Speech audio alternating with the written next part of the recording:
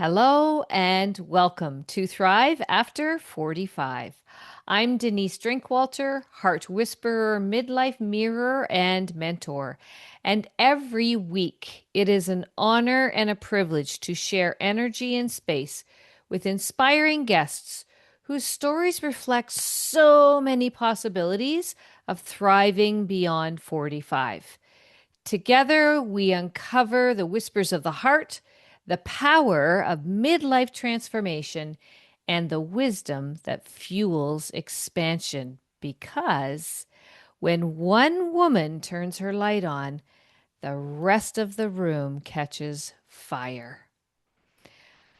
What happens when someone spends decades running from themselves, only to discover that the wreckage they left behind was actually the road that led them home? He didn't arrive at this work because he was gifted at understanding people. My guest today arrived because he had no choice but to understand himself. Over 25 years in recovery and personal development will do that to you. It strips away the performance. It makes you honest about the one thing most of us spend a lifetime avoiding: our own reflection. Today, as a clinical psychotherapist, my guest sits with thousands of clients, adults, teens, couples, not as someone above the struggle, but as someone who still knows what it costs to do the work. And what he sees over and over and over again is that people are looking everywhere for the source of their pain except inward. It is my absolute honor and privilege to welcome our guest to the show today, Chad Taylor. It is such a privilege to share space with you. Was nice just sitting and listening to the way you introduced me. If I ever become somewhat in need of a PR person, you're it. If you've got time. Thanks for having me. Oh, it's my privilege. When we talked not that long ago, I was like, I need to have you in the room because these are the types of conversations that can be really, really challenging for people. It's the stuff we hide, right? The things that we don't really want to talk about, the really hard stuff and how we got here and what are we going to do about it? So, what I would love to start with is most people choose to become clinical psychotherapists. You didn't. Life chose it for you. I wonder if you could share some of your journey today so we can get a deeper understanding of how you came to where you are today. Yeah, I like the way you said that it chose me. I didn't choose it because that definitely is has been the journey for me. Hmm. I started off in Australia, obviously born into Australia, um, somewhat middle class family, but a bit of addiction and a bit of alcohol sort of, use by my parents, Yep. predominantly father. And then I think I was always a bit different. I always had imaginary friends, and I think I was trying to escape, or I Mm. don't know, I was just a bit different, and that kind of caused a bit of conflict as well already in my upbringing because obviously I wasn't the kid that, I was a pain in the ass, really. Like I think now, like I was such a pain in the ass, and not because I was naughty, just because I was different. Mm. And I think what happened to me was I learnt pretty young that if I sort of drank and more drank than used drugs, but if I drank, Hmm. that I felt like I fit in. So I ended Mm. up starting to use alcohol very young, A, to deal with what was going on in the chaotic home, but I Hmm. think B, that I knew it allowed me to fit in. Yeah. And obviously then, like Gabor Mate talks about, who's a lot smarter man than me, all addiction starts with pain and ends with pain. That Mm. I was trying to escape. It wasn't really about my journey. Wasn't I started having a few alcoholic drinks, and then that progressed. My journey was from the first times I drank, Hmm. I got blackout drunk. I Mm. got and that was young. And then I chased it. I was Mm. looking at my reflecting yesterday that my daughter had a 15th birthday on the weekend, and she saved almost 5 grand with these two little jobs, almost $5,000 with these two little jobs that she's got. And Wow. at her age, my first job was 13 and a half, and I knew if I got 2 shifts a week, I could get a case of beer and 2 packets of cigarettes. Like the difference between me and her, and that's a good thing. But I suppose where I'm going with this journey is I became Hmm. dependent upon alcohol, allowing me to feel normal very, very quickly. And Hmm. then obviously we know where that ends up if we've ever been around somebody who is one of those people that shouldn't drink. Yeah. And then that led me to a detox facility and a rehab pretty young at 22. And then that is sort of part of this journey where I learned in places like Alcoholics Anonymous and those 12-step fellowships that part of the journey is to pass it on. In that model, it's not a paid model. It's Hmm. a more like, people have saved your ass. Now it's your responsibility to help save theirs. So we'd go out and do talks at detoxes, and I was only a kid when I look back now. Right. 22, going out and doing talks at detoxes, Yeah. and I'd have a lot of men and a lot of people challenge me because Yeah. of my age. Yep. Yeah. So I kind of knew that it was never going to be a career until later on. It's Yeah. funny when, your podcast, right? And I'm like, oh, I feel privileged to be on here, but then part of me is like, I still feel like I'm 25, not 47. Right. So I Yeah. guess, yeah. So I guess I kept just volunteering and working with kids, and then I was a plumber. So I'd always have an apprentice who was down and out. He'd be living in my back shed, or So I sort of I had my apprenticeship in the real world rather than having the apprenticeship for Mm. becoming a psychotherapist in the books. I had it Yeah. in the real world. People Right. around me dying. Unfortunately, people in the rooms of Alcoholics Anonymous and Narcotics Anonymous dying and suiciding and just yeah. So I guess what happened with me was rather than doing the theory and then living the experience, I think it come the other way around where I Yeah.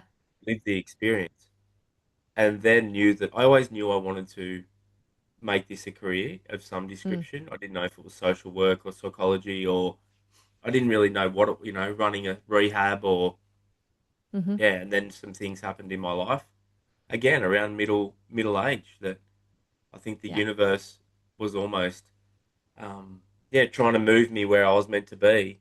Hmm. But I think I was a bit maybe financially too comfortable doing what I was doing. Had a successful plumbing business, making a lot of money. Hmm. Having I had guys working for me, so they were making me money. Yep. And then yeah, it came through the yeah, it doesn't look pretty, but it came through me end up reacting pretty badly to a builder that owed me a lot of money, and then there was criminal charges, and Yep. um, and I was full of emotion, and at the time, and that was almost the reference point for me to see, okay, well, this is probably run its course. Maybe there's a lesson in this, and then that's when I went on and started, after a breakup again, and then Yeah. started uni, and it was yeah, I haven't looked back. It's been, that's Amazing. that's my journey in a 5 minute spiel. What's coming through as you're sharing your story is that you talk about the reflection piece. There was something in there, and I should have written it down. I don't do a lot of writing when we have conversation because I usually keep it in my brain, but there was so much you gave where you talked about the a precipice around the building and the problems with the work piece guided you to something different, which is where you are landing now. Were you always, or was it a journey where you learned, you know what, this is something I need to pay attention to? And would you fall off as you were paying attention? Would you fall off and go another way? Like, I think that's been my life. I think it's, I've always practiced, well, since I got into recovery, practiced a lot of meditation, a lot of reading and studying. mm, And, then when I went to uni, I suppose we're fast forwarding here, but I think I've always been feeling function dominant. Carl Jung talks about thinking function dominant people and feeling function dominant people. And we almost live in a world where if you're feeling function dominant, we will just make you become thinking function dominant. Like the Okay. schooling system and, Okay. I was going to there's say, no real, yeah. clarify what that is so our audience and I really understand what you're talking about in terms of Well, I guess functioning. the way he describes it is we experience the world. So when I get overwhelmed, it's Hmm. generally a body sensation. It's generally like it's more things happen more in my body and more in my feeling function Yep. than they do in my thinking. So say for instance, if somebody who's thinking function dominant gets angry, Yep.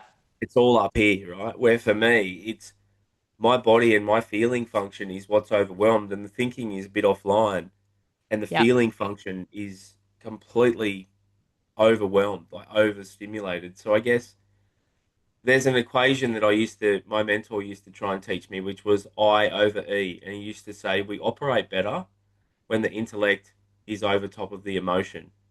But what happens to people like you and him and a few others was that when we get overwhelmed, the E goes over top of the I. And then it's about trying to work out how to flip it back. Right. Right. And do you, through the work that you do, are you able to identify and help people? Are you in I or E, and which do you need to flip? Is that the type of stuff that you help them with?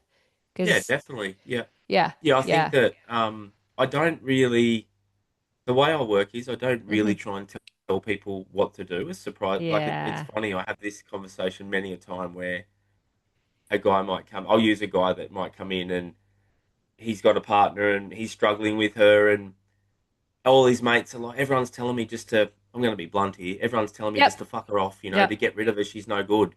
And yep, he's like, I need you to tell me what to do. And I'm kind of mm. like, well, yeah, you've actually come to the wrong person for that Yeah, one. I'll let your mates and your mum and everyone around you tell you what you should do.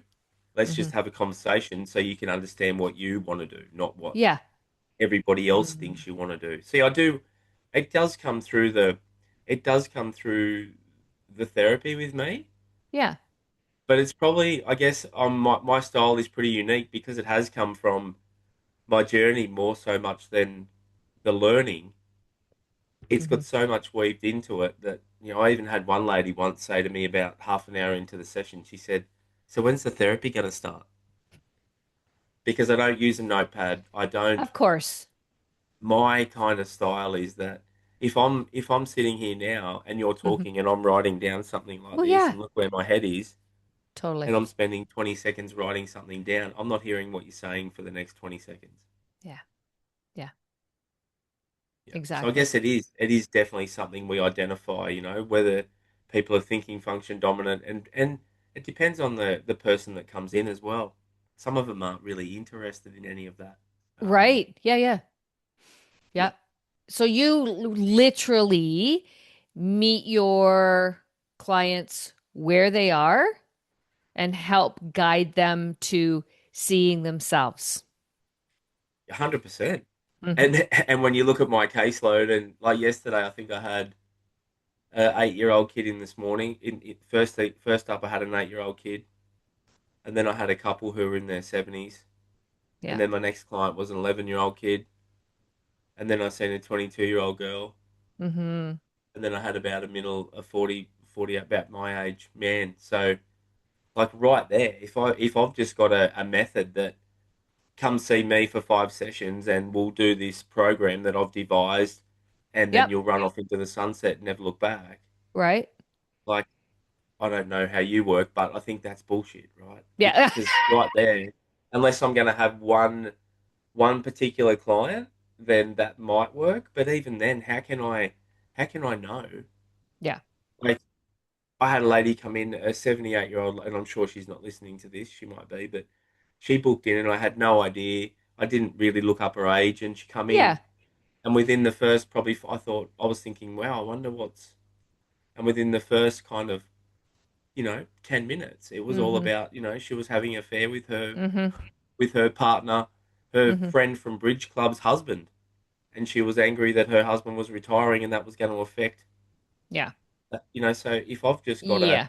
and that's why I wanted to tell that was we've also got to throw our own values and morals within reason out Yeah. the window and not Yeah. see. oh wow, I would never cheat. Oh, that's Yeah. so immoral. And this is where I think a lot of people, we become so judgmental of, Yeah. to me, it's like all behavior is communication. Like any Abs- behavior that we have yes. is Yes. communication.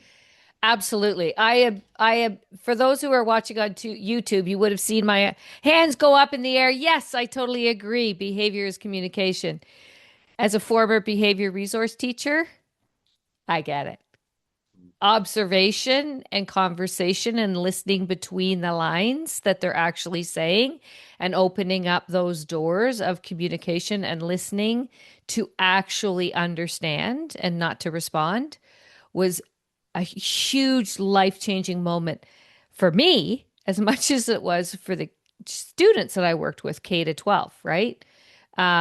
So I love that you're in the room. That's a huge testament, the age range, because like you say, I can't create a program that allows all the it doesn't meet each individual's needs. So I love what you do. I And love even it. that, like, how can we know?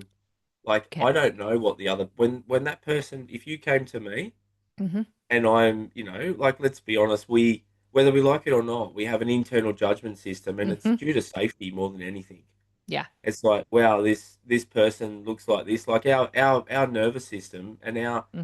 the the best way I heard it described was in the Body Keeps the Score book, where he talks about bottom up processing rather than top down processing. And when we're in an unsafe environment, the Mm-hmm. feeling function or the body, that bottom up processing does take over. And the way he described it in the book was that, if there's a guy coming towards me with a knife Yeah. and he look with an angry expression on his face, but he's wearing the same t-shirt that I've got, and I love that t-shirt.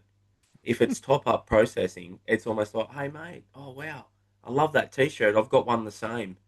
Where this inbuilt bottom up processing rather than top down, Right. it's saying, it's noticing the facial expression. And that's Mm, mirror neurons. I'm sure you know a lot more hmm. about that than me, being a behavior specialist previously. But it notices, the Yeah. first thing I think it notices is the facial expression, and then what's Yeah. in his head. Then it's like, Yeah. let's get out of this situation. Where the brain would be like, oh wow, look at that t-shirt. I've got that one. I wonder if he got it on sale like me. Where did he buy it? Yeah, exactly. Yeah. Yeah. Yeah, there's a whole safety mechanism that's built in, right? Mm. Yeah. Yeah, totally. And we want those safety mechanisms. However, where it becomes complex is that becomes our go-to for everything.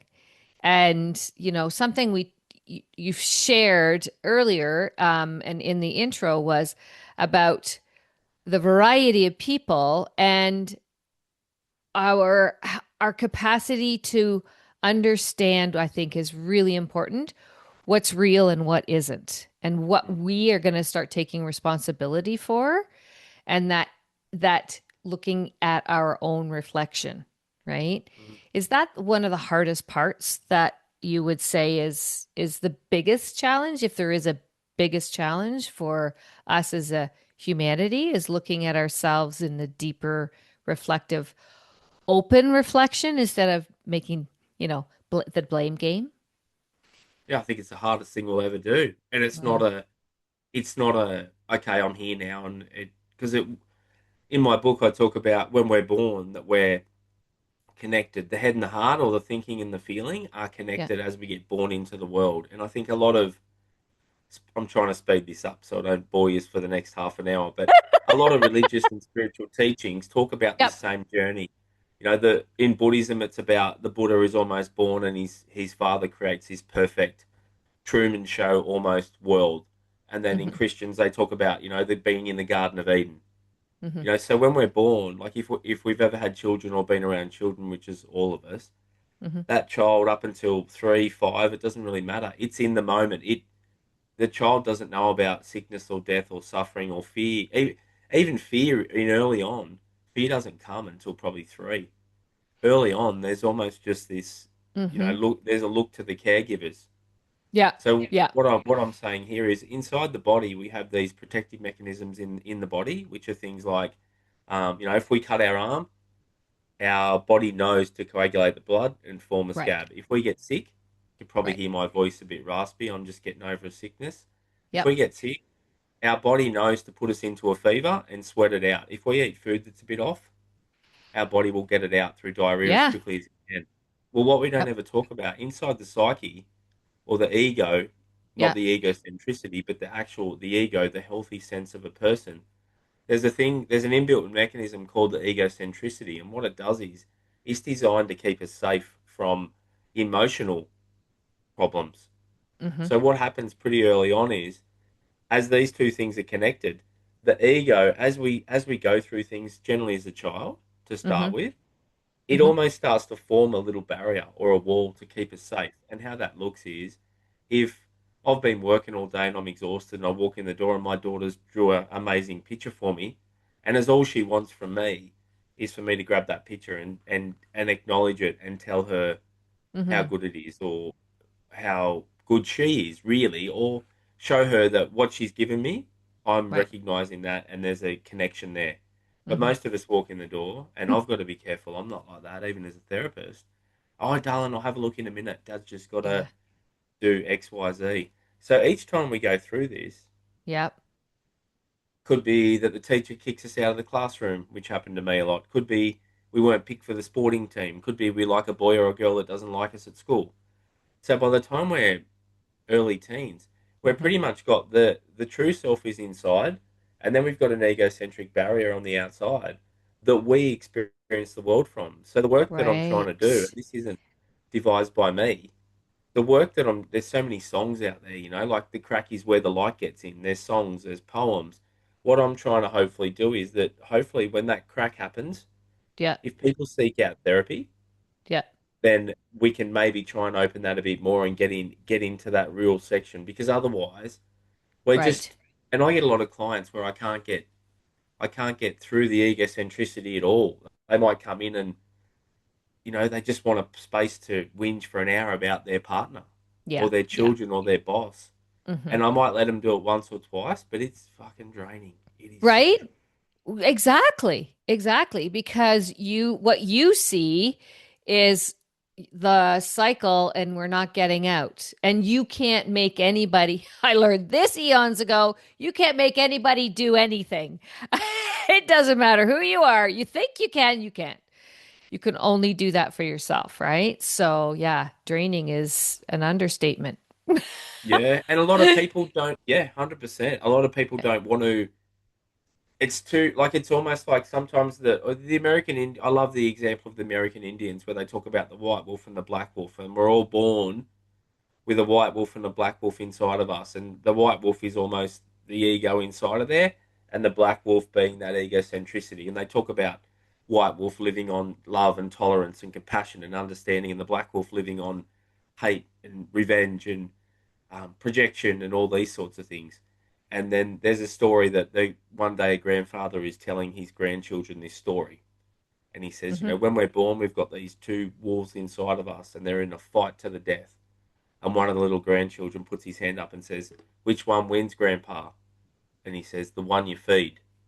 So, in other words, the problem is sometimes I think we live in a world where the black wolf gets fed so much Yeah. that I'm not like my style of therapy Hmm. isn't for everyone because it can be Sure. confronting, but that's what worked for me. I've been to so many therapists and Yeah. even like admissions to psychiatric Yeah. institutions, and no one could really penetrate me. Even Mm. though my life was going okay, I'd have these things that had happened until Hmm. I met, and I talk about him in my book, until I met this one man, Ted, who had a completely different style of therapy where it was almost like a sledgehammer, or if he couldn't get through, he'd Yeah. almost warn you about what he was going to do. He'd give you the theory of it, and then Hmm. he'd, Yeah. and I've done that with clients. I talk about that in one of my case studies. One of my probably, um, and I'm mindful of what language I use here, but just go with me, people, because it's a Sure. description that I had a man turn up. He was in his 60s. He was Yeah. rich, turned up to therapy. His wife had had an affair. She was a lot younger, Yeah. and he was trying to, I don't even know what he wanted. I think he just wanted a space to whinge about her. And he Mm. kept coming, Yeah. and I was sort of saying, "Look, let's start to look at your part in it." And it was like, "What, my fucking part? I don't have a part, mate." Yeah. Like that's the Yeah. egocentricity right there. Right. His main Right. goal was to to be able to not hate her so much because he didn't want to lose money again. He'd had like four Right. relationships fail and he didn't Yep. want to pay her out. And so his Yeah. goal was more financial. But Mm-hmm. anyway, I was trying all these little, I like to use it like flick a bit of water on him to wake him up. Yeah, yeah. And I was saying to him, you know, what happens with Yeah. clients is if I can't get through, I just end up throwing a bucket of water on them and they don't like it and they either walk out Right. or they cop it. And this went on. And then one day I thought, I got to try and get in with Get the this guy. bucket. Get the bucket. So, and he'd been referring to her a lot throughout. And I'm Mm. mindful, you said you've got a lot of women listen to this, and I don't talk Yes. about women like this, but he was Right. referring to her as a, you know, oh, the slut Yeah. did this and she did Mm. this, and it was using that word all the time, right? Mm. I couldn't even remember her name because he was so full Mm. of her. Mm-hmm. Doesn't make it okay. And he comes in, and I Right. lean in towards him one morning, first thing, and I Yeah. said, "So how's the slut been this week?" And I'd never met this woman, and that was Yeah. my bucket of water. Like it doesn't look like a, and he Right. was like almost taken back Right. that I'd used that language about her, and I seen him. He laughed, and then he got angry, and then he was Yeah. shocked. It really was that. So you probably won't read Whoa. this in the textbook, Mm. but it worked, and I got through that armor, and that was all that was going to get through. And then he was like, "What did you just say?" And I said, Mm-hmm. "Look, that was orchestrated. Yeah. I don't think that way of your wife. I don't know No. your wife. Yeah. You just used that language so much with her about her before that I can't even Yeah. remember her name." So Yeah. it doesn't always look, this work doesn't look textbook a lot of the time. But now she started coming. They've been coming for couples Yeah. therapy. You know, Yeah. he doesn't mind me using this case study because he's so shocked now that his egocentricity was Right. so strong that he didn't like. We don't even know that No. that's the way we're portraying. Exactly. You're not even aware of the depth of which you are being guarded or guarding yourself because it's just who you are, when in reality, it isn't who you are. And so when you tap through or blow through or put a Yeah, bucket on that, then what a beautiful thing that everything is progressing in a much healthier way for the two of them. So, mm, yeah. And you know, I'm curious to know because I know there are people who are listening, women and men listen to the show, which I love, and our audience is primarily for women, but I know our audience is sitting there going, "How do I know when I have blinders on? How do I really grasp if I don't have Chad with a bucket of water going, 'Hey, how do I start breaking through that? I mean, there's a desire for sure for people to figure some things out, to get to the bottom so they can live a life that they dream of, whatever that may be, to get rid of the demons, as it were. What's the way they can find their bucket of water besides reading your book, which we'll talk about next too? yeah. There's many ways of this has been taught, but I think like you just described there, it's almost like we get possessed Yeah. by the egocentricity, by the black wolf. And I think the only way we can, good question, right? Because the only way I think that we can start to work on it is do the work behind the. So the American Indian parable is instead of trying to go for the black wolf, we feed the Mm, white wolf. yes. So maybe some meditation is, and most people will say, I can't meditate. I've tried. I can't do it. My brain's too busy. And I'm like, well, that's actually the reason why we're meditating, right? It's not like I sit down and my brain's like, oh, yes, I've got There to it do. is. Yep. It's like I sit down and I go, oh shit, what time this Yeah. morning was I meant to be with Denise? I hope the clock, Yeah. because we've gone through clock change, and I'm like, hang on a minute, come back to the moment. Oh, Yeah. did you remember to pay that bill yesterday? Like that's our brains, Yeah. right? Our brains Yeah. are designed to solve problems, and if we don't Mm-hmm. have a problem, it will create one. That's a Mm, scientific fact. Our mind mm-hmm. is designed to solve a problem, and if we don't have a problem, it will make one, so it's got a job. So going back to what you asked, if patterns are repeating in your life, Mm-hmm. generally the common denominator is you, whether you want to admit it or not. And that's what I write on the back of my book here. I'm just going to read it because Yeah. this book isn't here to make you feel good. It's about realizing it's not your partner, your past, or the world, it's you. If you're done blaming, bullshitting, and you're ready to take responsibility, read it. If not, don't. Like it's a pretty simple. So I'm not trying to bring that in now, but what I'm trying to say is there. Yeah. It's if you come to me, or if you find yourself going to your um, friendship group or a friend you have coffee with, and you're constantly complaining about your partner, Yeah.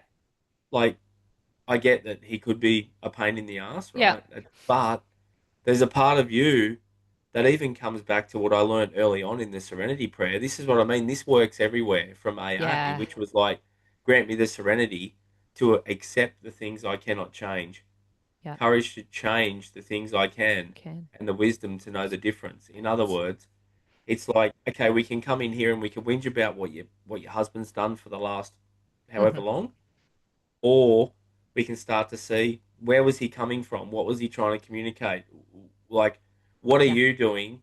And this is why I love, and I'm just going to talk about this for 1 minute, that Yeah, of course. the AA program or the 12-step program, when we do a personal inventory at step 4, it's done in like almost a 5-column process. And you write down the person. Say for instance, Hmm. I'd had a resentment at you. Say, I don't know, Yep. say I got in here and you were half an hour late, even though I Yep. was the late one, so I apologize. It's If all you got good. on here and if I got on here and you were half Yep. an hour late and I'd got out of bed and I'm thinking, fuck, I could have had another half an hour Yeah. sleep. She's so disrespectful, even though it Yep. wasn't your fault. That's sometimes how we start to see the world. We make it about the other person. Yeah. So I'd write down your name and then I'd write Yep. what's happened. She turned up late. Yep. And then the third column is about Yep. what does it affect? Does it affect my social instinct? Does it Yep. affect my security instinct? Does it affect my sexual instinct or Hmm. a combination? Well, it Hmm. probably affects these two. Yeah. I could have been doing something better with my time if I was, Mm. and same with you, waiting for me. Right. And and then the secondary thing is the social instinct is like that person doesn't value me enough. Right. Then Yep. I move into the real important one. Where have I done this before? That's Mm-hmm. the most important one people miss. Where have I done this before? Because it's Yeah. easy for us to condemn somebody else for something when I guarantee we've all done the Hmm. same sort of thing. Yeah. And then Totally. the last column being, what can I do differently next time?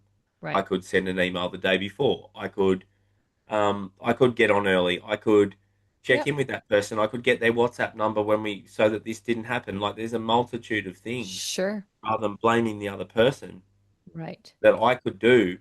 But it's easier to blame the other person because Hmm. that's the way we're brought up in the world. It's Trump, it's Yep. Iran, and Yep. I don't really have an opinion on any of these people, right? Right. I don't Right. know. Yep. Yep. And that's the other thing I do in therapy, and I learned that from my other therapist, where when I'm having a bit of a rant about Yep. something that's got nothing to do, it has got something to do with me, but say if I'm having a rant about Donald Trump, Right. and he'll just lean in and he'll go, "So you were there in the White House, were you?" Yeah. And it's almost like it's a bucket of water again. It's like, Yeah. Yeah. and part of us, we don't want to hear that. We want to keep going on our rant because it makes us feel important. Right. It builds our energy, doesn't it? Yeah. Yeah. Totally builds our energy. And if you're caught in that kind of a loop, you don't see because it's easier to deflect than it is to reflect, right? And contemplate what's my role. One of the things that I love to talk about is coming at what you're describing through a lens of curiosity instead of a lens of blame and the outward finger pointing to everybody else. And I'm totally fine. Like, look at me, you know? So I love to say, what can we do with what's going on to help us see why? Isn't that interesting? Why do I get angry when that's said? Or why does my heart start racing quickly when, you know, that person walks past me in a certain direction, whatever it is, right? So I like to start to come at it because from my perspective, just my perspective, but I do find that when we come through a lens of curiosity, it allows us to open ourselves up in a new way where there's not an expectation. It's just curious. There's no right or wrong, right? It opens that door, I feel pretty strongly about that because I know when I work with my clients or we have, sessions or group work or whatever it is that we might be doing or conversation, having that lens of curiosity really helps. You can even see shoulders go, oh, okay, that's not so bad, right? Then you can have an easier time, I think. Just words can be so powerful, can't they? Yeah, I love that. Curiosity and compassion, which Mm, virtually comes into the curiosity that why is this person feeling the way they're feeling? Like, is it about me or is it about them? And if it's about right. them, what can I do? Mm-hmm. Because it's a bit like, say, two men, I'll use men because Yeah, they can act a lot worse than women a lot of the time, especially with physical violence, that they're almost fighting over a car park. right. And, one believes that they had their indicator on before the other person, and then the other person believes that they didn't see them and they disrespected them. And then the next minute, they're out of Right. their cars and they're having a punch up. Yeah. But prior to that, it's almost like, why are you so angry? I'm not angry. You're angry. Yeah. And if we paused them both there in that moment Right. and sort of like put them on a lie detector test, is Yep. that other guy angry and you're not? Yes. Yeah. And vice versa. And this is that. Like, let's get curious. Why is it such a big issue? Mm-hmm. If and I had it happen to me the other week where I was late for work, Mm-hmm. and an old person who I reckon didn't even see me, like really old, came in, and I was clearly waiting for it, and just came in and just went into the car. And our park's pretty small where I work, and I was already running late, and I was like, obviously, I didn't beep the horn or like carry on, but internally, I was losing my Yeah. shit, right? Yep. And I was like, you're making this that. What happened was I internalized that he Yeah. had done that intentionally to Yeah. fuck me over. Yep. When Yep. I honestly think, looking at him when he got out of the car with his walking stick and, his eyes half closed up because he was Yeah. easily in his 80s or 90s, it had nothing to do with me and everything to do with him. And this is what we forget in the world. And the last thing I say is we're all children, we're all big kids, right? And we've all seen sculptures and paintings of almost, the two adults fighting Mm-hmm. each other here and then the two kids almost crying in their, Mm-hmm. in the sculpture Yeah. or the painting here. Mm-hmm. Each time somebody gets upset or generally has a reaction, it's a part of them, the little child in them. That's what's showing. Yeah. So if I react to that, it's almost like their inner child has reacted my inner child, and it's here we are, just two little children Yeah. fighting each other, Yeah. and the adults are just taken hostage, or vice versa. The two adults are fighting each other, and the children are just taken hostage. Yeah. Yeah. The compassion, curiosity, and compassion, right? Is Totally. Changes the game. Yeah. yeah. Because and I've heard it and I've witnessed it and I am doing a better job myself, but hey, human, have moments, not gonna lie. But when those moments of frustration or angst or whatever might be coming up, I am now capable of taking that pause, taking that breath, and going, hold up.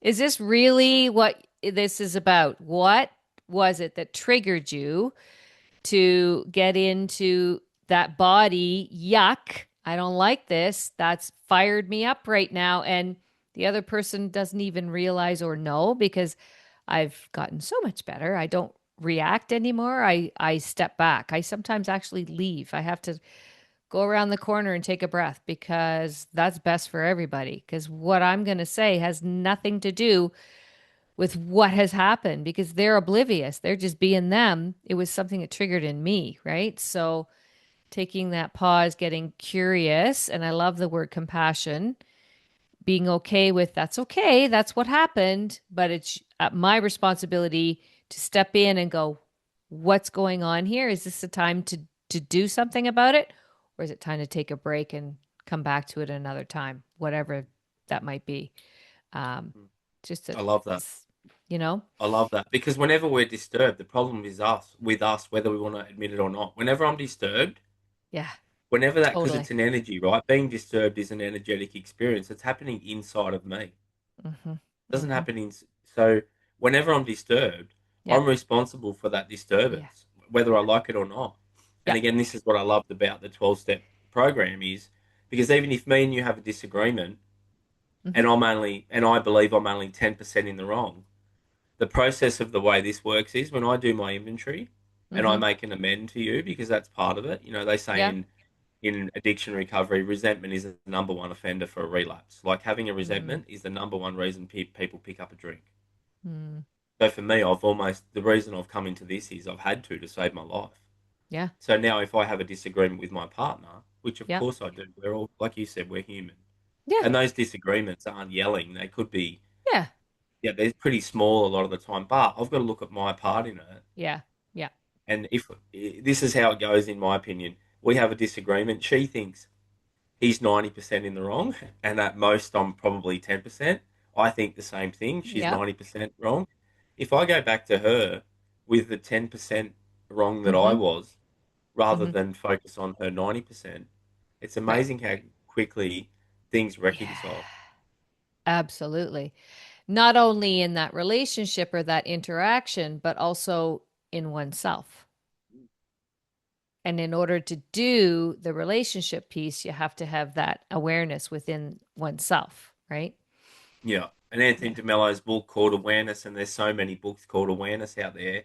And I'm sure I don't know if you have or not come across the work of Richard Raw, but he's got some amazing books, especially the one I love the most, which is probably be a good read or a good listen, is called Falling Upward, and it's about the two halves of life, and he talks exactly about this stuff. That we Mm-hmm. have these two halves of life, and they're not generally a chronological age two halves of life, Mm-hmm. but they're this almost like in the first half of life we're like this, Mm-hmm. and then in the Going up. second half of life it's almost like this. So in the first half of life it's all about gaining and getting and making something of Yeah. ourselves in the world, and like getting to the top of the food chain type thing because we think that's going to bring us Mm-hmm. happiness. Right. And then through some events or things that happened, Mm-hmm. and I the reason I'm bringing this is more about like why the drive to need to be right, why, and this is this thing Right. I say to clients, like what is so bad if we're wrong, like what is Yeah. so bad if we're wrong. And I think it comes back to the black wolf. When the black wolf's in charge, Yeah. it can't be wrong. It doesn't live Yeah. on being wrong. Yeah. Or what if and most of us, and I'm sure we've had all these instances where we're mid-fight or we've been arguing about some big topic or small topic, it doesn't really matter, and Yeah. we catch ourselves thinking, fuck, actually, am I right here? And then what Questioning. happens is Yeah. the black wolf just comes in and goes, of course I'm right, of course I'm Yeah. right, and then it takes control again. So we are literally taken hostage by the Mm-hmm. egocentricity. Like Mm-hmm. there's a part of Chad that's in there, but when Yeah. I'm triggered, Yeah. I'm taken hostage by the black wolf. I'm taken hostage by the egocentricity. So the Right. job really is to start to learn through meditation, through reading, studying yourself, seeing therapists. Doesn't really matter Mm-hmm. what it is, going to men's groups or women's groups. Yeah. I'm a big proponent on that as well, like men for Mm. men and women in a lot of spaces because Yeah. no one ever taught me what it was to be a safe, strong, masculine, Yeah. respectful man. Yeah. I didn't get that. No, nowhere got that modeled to me. I either got, crazy, toxic masculinity and abuse, or I got, unfortunately, an uncle who was, so in his feminine and so unmasculine that his wife was almost his mother. Mm. Mm-hmm. Mm-hmm. And I think there's somewhere in the middle where I know my partner looks to me for safety and looks to me, and I don't mean physical safety, I mean Yeah. like she wanted to bring something up last night and it was Mm-hmm. tough and I didn't really want to deal with it. Mm-hmm.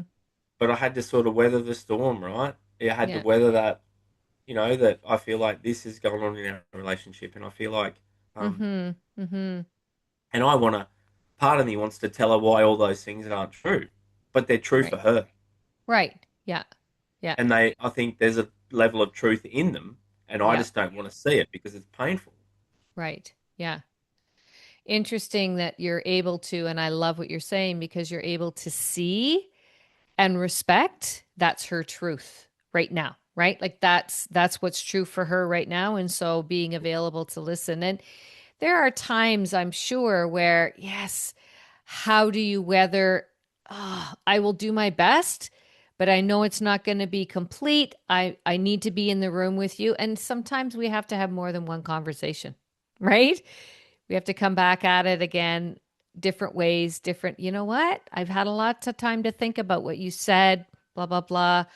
Here's how I'm seeing things, all of that. So you can have a newer level, a deeper level of conversation as time progresses, as both of you have whatever it is that's going on. Because that's true too, isn't it? Like you shared with the parking stuff. I was already late for work. And why did he do, right? All the stuff that's coming in, there's already that straw that's already been started to break. And then there's the one that broke the camel's back, right? That final piece that I'm like, that's it. Everybody's out to get me. Yeah. And I think it's a bit like when we're driving along in traffic and someone is trying to come in off a side street or out of a driveway or out of a shop, right? Like it Yeah. depends upon how I'm feeling that day as whether you get out in front of me or not. And that's the honest truth. Some days, Yep. if I'm in a shit mood, it's all, and I use this with clients regularly, it's almost like I'm looking this way Yeah. to drive on the opposite side of you, right? So I'm looking this Yeah. way, you're coming out this way, Yep. and it's like I am just pretending that you don't Yeah. You exist don't. because Yeah. there's no way I'm going to do something nice for somebody. That is the black wolf. Yeah. Where, and that doesn't, I would like to say that happens less and less, but if I said it never happens, I'd be a Yeah. liar. And this is Sure. this whole thing about owning our shit, right? That it's not that Yeah. somebody could get off and go, oh, as if you'd go and see that therapist. He sees, this is what the black wolf would do if you're listening and you Right. don't want to see that. It would go, oh, what a dickhead that guy was. Yeah. Like, why would you go and see him? He said, when he Yeah. drives along in traffic, he looks the other way so he doesn't have to let somebody out. That's how they would hear that.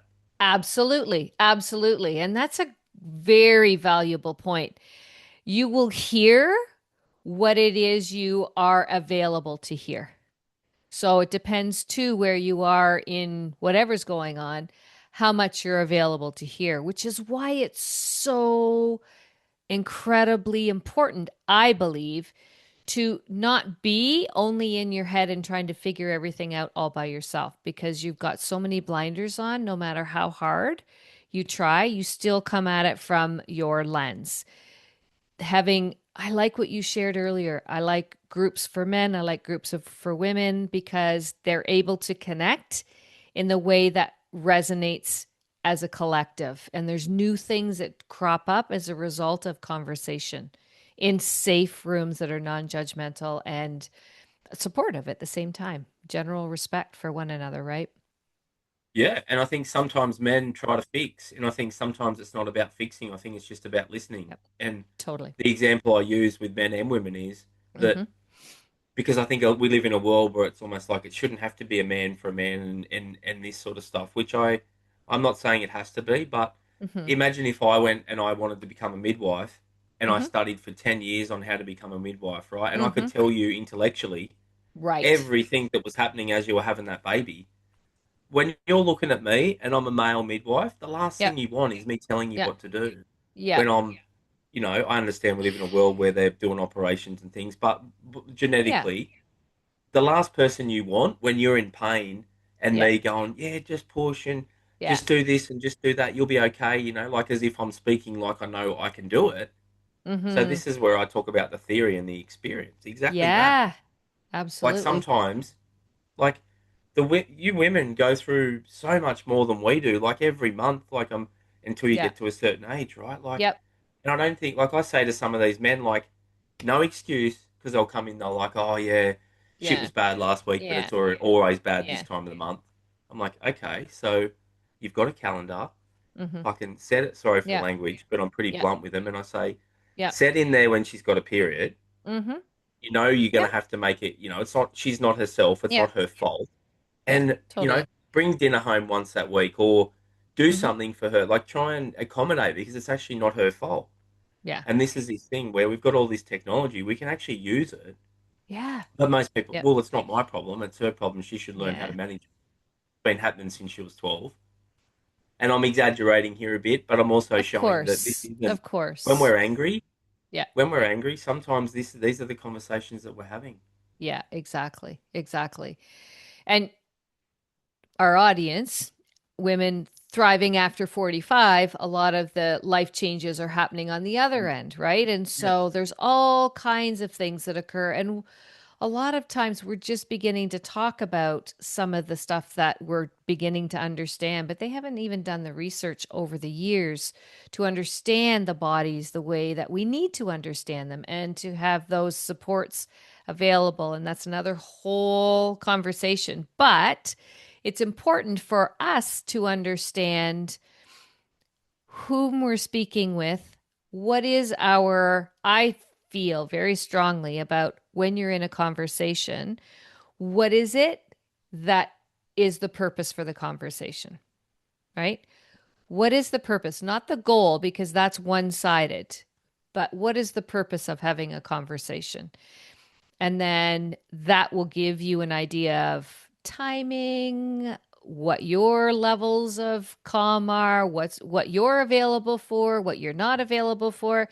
And I have always found, and I don't know if you find this, but I have always found, I used to do it even in the classroom. If I knew I was having an off day, I would tell the students. I don't think it was something a lot of teachers did, but I'd say, guys, just to let you know, my day is not going very well. And the students were incredible. They would some of them would bend over backwards, the pleaser Mm. types. I didn't need that, but I just needed them to know that I was a little bit more on edge and I couldn't tell them why. It wasn't their reason to worry about why, but whatever it was, I would just let them know. And boy, it changed the whole room. The whole energy in the room would change. Kids would then let me know if they're having a bad day. You know, cool. We can deal And I with love that. this. I love that for relationship and Yeah. parenting. I think us parents, Yep. especially me, I've got an 8-year-old and a 15-year-old daughters. I think I communicate with them. If I come at home and I'm super stressed or I'm what's going on, Mm-hmm. I will let them know, Yeah. hey, Dad, in other words, what I'm trying to say is if my behavior's a bit off, it's Yeah. not about you. What I'm Yes. trying to do there is or my partner, if I let them know as I walk in the door that Yeah. my behavior is a bit off or I'm a bit disconnected or whatever it is, Yep. it's not them, it's Yeah. me. And this is what I don't think we do enough. And that's what I No. love about why I've written the book is it's always us. It's always my reaction. And I know Esther Perel and a few others talk, and Brene Brown and a few other guys talk Yep. about, this whole number system where if couples are really struggling with this, what I say to them is when they walk in the door to give each other a number on a scale of 1 Yeah. to 10. So if you come Yeah. in and you're a 3 and I'm a 3, well, let's just, even if we don't have heaps of money, let's just order in takeaway tonight. Like Yeah. we're both clearly under half. Let's not, rather than Yeah. me expect you, even though you're a 3, me Yeah. expect you to cook me this amazing dinner, and Mm-hmm. then you expect me to wash up all these pots and pans from the amazing dinner, and we're both already at Yep. this point. And I know we can't buy takeaway every second day, but Of course. Yep. that understanding where each other's at, which I think, we don't really ever get to, we don't, and this is the crazy thing being a therapist. I just had my partner organised a surprise birthday for me over the weekend, and I'm not much of Nice. a people person, but I'm so Yep. grateful that she did it. Ah. But the crazy thing was, a lot of my clients have been long term, and I probably am more close to them Mm. than I was half the people in the room because they might walk past me with their partner, male or women, and I know more about them than what their partner does. So it's almost like it's a strange role you play as a therapist. Right. Yeah. But I'm lucky I'm in a relationship where I do have that, like, I do have that connection with my partner as Mm-hmm. well. It's not like that I have. The hard ones, Which is because of the work you've done. It doesn't just happen, right? No. Yeah. Good things don't just always happen. no, last night she wanted to talk about, how she felt like the relationship was, she won't mind me Yep. saying this, I hope was moving a bit practical and we weren't doing much study together. And I instantly wanted to justify Yeah. all the reasons why she felt like that. Give her all these, again, that sort of fixing, oh, well, it's because of this and because of this, as all she needed was, I'm hearing you Yeah. and let's try and organize some ways how the relationship doesn't feel so practical. Like it's not Mm-hmm. that big of a deal, right? It's actually Yeah. more effort for me to pinpoint and get her to understand all the reasons why she's feeling like this. Totally. Where if I can just say, yeah, look, I'm hearing you, and what about on Friday night if we do X, Y, Z, or what Mm-hmm. about on Some Mm-hmm. things I heard there, like we haven't been going out to dinner enough, right? Well, Mm-hmm. that's my responsibility, I Mm-hmm. think, as a man. And I'm not trying to be sexist, but I like to. She takes care a lot of the. Mm-hmm. And out for anyone out there, I'm not saying that this needs to happen, by the way, Of but she course. Of likes to cook, course. and she's Yeah. an amazing cook, and she likes to Yep. cook. And I wash the dishes, and Yep. she does the grocery shopping because she likes to choose what she wants for the Right. Yeah. meals. Yeah. And then my responsibility is, I organise taking us out and things like that, and Mm-hmm. how it's been is I sound like I'm giving you being my therapist right now, but I'm just trying to show people that Yeah. day to day life gets in the way, right? Even if you know It it, does. you It don't does. always live it. And we've had a Yep. couple of months of a lot of big events, and then we haven't really had a break from the kids, and all these things have happened. Oh, exactly. Yep. So my Life. job is today to book somewhere Mm-hmm. to go out on Friday Mm-hmm. or Saturday, because that was Yep. another thing she said. I feel like, there's so many amazing restaurants here, and we've probably eaten at 20% of them. And Right. she Right. loves food. So I've got Yeah. to hear that. And I Yep. don't go, uh, part of me wants to justify why we haven't been, Right. because I feel a bit like I'm in trouble. Mm-hmm. The little me is in trouble that I haven't Yeah. done what I Yeah. was supposed to Yep. do, right? This is where it Yeah. comes to this childhood stuff. But if I Absolutely. just go, I'm hearing you, and like, let's put some I'll try and make an effort to put some strategies in place so you Mm-hmm. don't feel like that anymore, Mm-hmm. rather than spend all that time just giving her Yeah. the reasons as to why she feels that way. I Yeah. think it changes everything. It Pretty easy, does. right? Book a restaurant, Yeah. organize some time for us to do a bit more study over the weekend. Like, Mm-hmm. they're two things that after the weekend, I think she'd say, "Oh wow, I feel so much more connected again." Yeah. Exactly. Just slowing it down Mm. based on what she's sharing, right? And Yeah, coming up with a response to, you know what? I didn't even realize you were feeling that way, right? yeah, Communication is the end game. I, it really, really is. And communication from the white wolf, not the black. yeah, Right? yeah. So there it is in a nutshell. We just solved the world's problems. That's all you have to do. Wouldn't it be amazing to sit down with someone like, one of these world leaders, whether it's Trump or whether, and like actually have a bit, and you wouldn't get to it, right? Because the egocentricity is so I was going to strong. say, it But would wouldn't be it a, be amazing to have some set times with that person to really try and, but the crazy thing is this will probably happen to most people at some point in their life. There will come a time, whether it's midlife, we almost have these three main areas where yeah. this Yeah. this wall crumbles the most, right? One is around Right. midlife, Yep. one is around sort of quarter life, and Yep. the other one is what they call middle passage, which is around sort of between 65 and 75, where there's these Right. real areas where that egocentricity is thinner, Yep. but Yep. even then most of us miss it, right? Well, and I think to bring it back to some of the things you shared earlier, sometimes there's a quote unquote big event that occurs in a person's life that causes them to like, oh my gosh, I just hit a wall and it really hurts. Something's got to change and it's got to be from me because I'm done with this, right? Yeah. Um, doesn't always happen, but I'm finding more and more the women that I'm speaking to, people that I'm hearing from are, oh my gosh, I didn't even see that coming. And what am I going to do with this, right? Um, so anyway, And we're not in charge of it. A lot of the time we think we're no, in charge of our lives, but how much control do we really have over our lives? Like, even if we looked at ourselves, if we were standing in a hula hoop, I'm not sure if you guys call them that, but like yep, we a do. round hoop that you Yeah, put around your waist, yep, if you're standing inside of yep, that, yep, the amount of control we have is pretty much inside of that. But even then, we could have a yep. heart attack at any minute. We could have a Of stroke. course. We could anything. So, how much control have we got in this world? None. Yeah.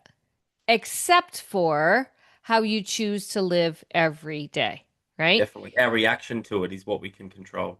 Perfect. I love that even better. Yeah. Every action too. Love that. Yeah. Yeah. What a wonderful conversation. Um, is there a common denominator in all the issues? Yeah, yourself. Yeah. Right? There is, Yeah. unfortunately, and it can be hard to hear. If I've got someone that come in, at the moment, I think there's this big narcissist word, right? Yep.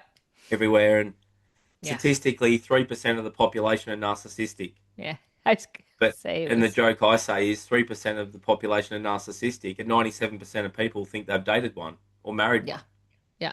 The maths are a bit I. off there, right? A lot of the time is the victim, and this is a true. The victim becomes a perpetrator. If we don't do something about the energy of being a victim, that Mm-hmm. energy manifests in us, and we become a perpetrator, whether we like it or not. That saying. What we try and transform will transmit. Pain not transformed will be transmitted. Yep. And that looks like I might have a man or a woman come in and they're Mm-hmm. complaining about their fourth partner that's Yep. abusive and violent, um, and what they want from me is they want sympathy, and I got to give them that, right? Empathy, sympathy, understanding, and that might take a session or two. It might take half a session, depending on where they're at. It might take three Right. sessions, it might take five. But then there's a bit like, hey, look, if we were to do an inventory on the board here and we'll write all your partners' names down and all Yeah. their commonalities, there's also something over here like what part of you Yeah. thought it was a good idea to choose those people? And that can be Yeah. a hard question, right? That can be Of like, what part course. of you, But. Denise, thought it was a good idea to choose these five previous partners? Mm-hmm. And Mm-hmm. is there a part of you that needs to work on self so that the next partner, the sixth one, doesn't have the same characteristics as the previous five? But most of Right. us, we just want to run around and then, because what we're doing is we're trying to fix most relationships are an unconscious drive to fix the other person so that Mm-hmm. we feel better about our problems that we've never looked at. And that's Right. therapists that have only done the schoolwork and have never gone into a therapy chair. Sure. First thing Yeah. I say to my clients when they come in, I don't even like to call them clients. First thing I like to say when people come into my room Yeah. is, Yeah. I say, just so we're aware, I sit in that chair pretty regularly. Yeah. In other words, I go to Yeah. therapy once a week. Yeah. Yeah. And that could be enough for people listening to stop. Wow, this guy goes to therapy once a week, because I think I have a responsibility more than anybody else to keep my house in order, to keep my shit sorted, so Yeah. I don't project it on you in the session. Yeah. Yeah. Totally. Totally. So it's You know about that. it's always the common denominator is always us. Yeah. The one thing that I think you tapped into or shared that's tapping back into me is you were talking about relationships. And the one thing that I think is really why I do the work I do and why I think it's so important for women in midlife years in particular to really see who they really are. They have not built a relationship with themselves. And there is no better opportunity than to begin now. You you can't start yesterday, so start today and build that relationship with yourself because you're your best ally when you really do that reflection that we talked about at the very beginning in your intro. And there's no exactly. I love what you said then, because probably about 2 years ago, probably one of the most memorable events I remember ever at an Alcoholics Anonymous meeting was a woman who was in her 80s, and she walked up to the front. It was in a big meeting, and she not we don't have them here in the city, but walked up to the front because Mm-hmm. they do a thing of like coins in a lot of the bigger meetings where if you've got Right. like if it's your 2 years, they'll give you a 2 year chip, right? Well, she got Right. her 1 year chip and she was in her 80s, and Right. she shared and she said it's been the best year of my life Mm. because I've become sober, and the AA program or the NA or the 12 step program Mm-hmm. forces you to look at yourself, right? It's Yeah. almost like a and for anybody out there listening to this that might not be an addict or an overeater or Yeah. anything, even if you look at that, like we're all addicted to our way of thinking. You can use the 12 step Yeah. program, you can Google it, you can use the 12 step program on anything. And the biggest thing I use it on now, Mm-hmm. because I am 25 years sober, it's Mm-hmm. not the alcohol that's ruining my life today, it's my thinking. So I've replaced Yes. in my book, I've replaced D with TH. So everywhere I look, it's like, it's not the first drink that does the damage for me. It's the first think. How It's the first powerful. think of the black wolf. Because generally, if I'm going to pick up a drink and we're off topic, but we're not, I'm going to Yeah. pick it up. Yeah. It's my mind that tells me it's a good idea to pick it up, right, at some Yeah. point. Yeah. Yeah. So I think coming back to that, it's just so Yeah. important to do the work. And Yeah. you can do it. We have no excuse now. We No. don't, do we? No. Podcasts, free stuff online, even Right? quotes on Instagram. It doesn't really matter. You can avoid this if you want to, but it's a Yeah. lot easier to go into it now Yeah. with the ability of stuff around. Yeah. Yeah. And you have to do it in a way that resonates for you. If it's Mm. not sitting right, no problem. Mm. Keep moving. Try something else. Go Yep. somewhere else. Find somebody else. Find another group. Reach out to Chad. Get his book. Do it all, right? Try it all Mm. because one size doesn't fit all. It never has, it never will. Yeah. And I think Yeah. if you're with a therapist that thinks they've got it all or a group that thinks they've got it all, Yep. they're not the group for you, right? Like Yeah. Yeah. I love some of the Christian stuff and parables and stuff and I love him, Mm-hmm. but you're not going to see me, give my or I can't say what will happen in the future, but I don't think I'm going to give my life to Jesus and Mm-hmm. become, Mm-hmm. I'm not going to be 12 stepping into Christianity because I Right. love some of their stuff, but I Yeah. also think there's so much other stuff that I would cut myself off to Yeah. that I don't think joining a group, Yeah. like it and becoming the only way is helpful either. Yeah. No, I I think don't it's disagree on that one at all. This has been amazing. I knew it been would be fun. good. I Been knew it fun. would It's be been great. great. Yeah. Glad you took a chance with me because I guess when you see my photo come through and I'm like, I think I'd be a good guest for your show, you're probably like, oh, what's going on here? No, you know what? So here's the thing. I don't do that Good. because if I did, I would not be enriched through the conversations the way that I am. So, for the audience who doesn't know, I won't have a guest on the show unless I meet with them first. So, I always have a virtual chat to see if our energy is even aligned. And, it's a beautiful thing. It's a big problem, but I love the problem that I have so many people wanting to be on the show. I get calls, emails every week that I can't keep up on. I'm already booking into the end of October for guests, and what a lovely position to be in. But my struggle is I hate saying no, but I have to because I can only do one a week right now. But in any case, what I'm saying is there are people that send information to me and I'm like, well, the former Denise would say, what are you kidding me? No way. I don't think we'd ever have a conversation. And now I talk with people who've been on the show and I'm like, I would have never entered into a conversation with this person ever in my prior life, but I have to because I not I have to, I get to because our audience benefits, I benefit. I believe my guest enjoys our conversations, so everybody wins. Why do I not do a win-win-win? Doesn't make any sense. Yeah. And that too, living what you said before, for anyone out there, that's how you turn the theory into the experience, where you talked about going to things with curiosity. Yeah. So I love when you see that and we piece things together. You spoke about it, and Hmm. then now you're living it, and that's how we become aware. Yeah. Totally. Totally. We're going to close. And before we do, I would love to know if there's anything in particular you would love to share with our audience as we begin to close off tonight. Oh, just be lovely to. I think I'm thinking about setting up like a group, like a virtual group, Yep. with the same name as my book, where we almost get together for an hour or 2 hours, Yep.